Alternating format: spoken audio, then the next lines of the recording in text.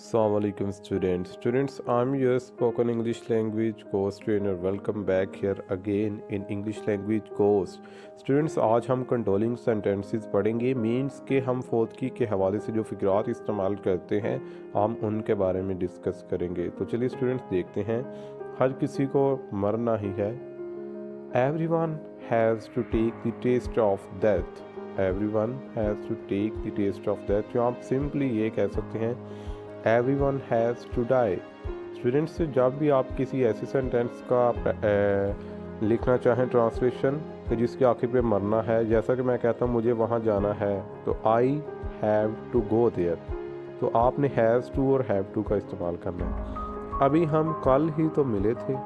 We met just yesterday.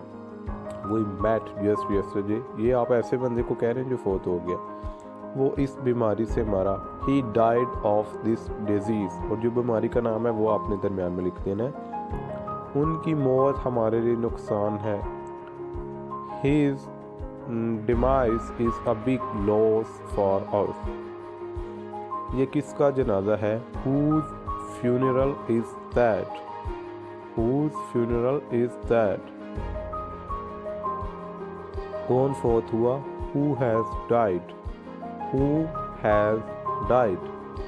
मुझे ये दुख हो रहा है बताते हुए कि हम एक कीमती असासा खो बैठे। I'm sorry to tell you that we have lost a valuable asset among us। जिंदगी का कोई भरोसा नहीं। Life is uncertain। बहुत भली बात किया करता था। He used to talk as civilized। हमेशा होंठों पर मुस्कुराहट रखा करता था। He always kept smile over his lips। उसकी मौत की खबर सुनकर हर आंख अश्कबार हुई। Every eye shed tears after hearing the sad demise of him। उसकी अचानक मौत हो गई। He expired suddenly। सुनकर दुख हुआ। It was sad to hear that। ये काफ़ी दुख की बात थी। It made me sad। उस बात ने मुझे रुलाने पर मजबूर कर दिया। This news urged me to cry। ये तुम क्या कह रहे हो? What। आपने स्टूडेंट्स 6T इस्तेमाल करने हैं। इसका मतलब होगा ये तुम क्या कह रहे हो। उसने इसकी मौत की खबर सुनाई। He broke the news of his death। उसकी मौत की खबर सुनकर होश उड़ गए। Hearing the news of his death, everyone got astonished। ये नुकसान हम बर्दाश्त नहीं कर पाएंगे।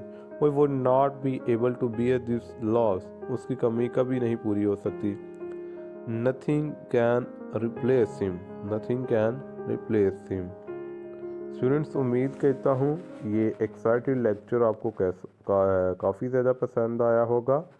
लेक्चर आपको कैसा लगे अपना फीडबैक देना मत भूलिएगा। अपना और अपने प्यारों का ख्याल रखिएगा। अल्लाह हाफिज़।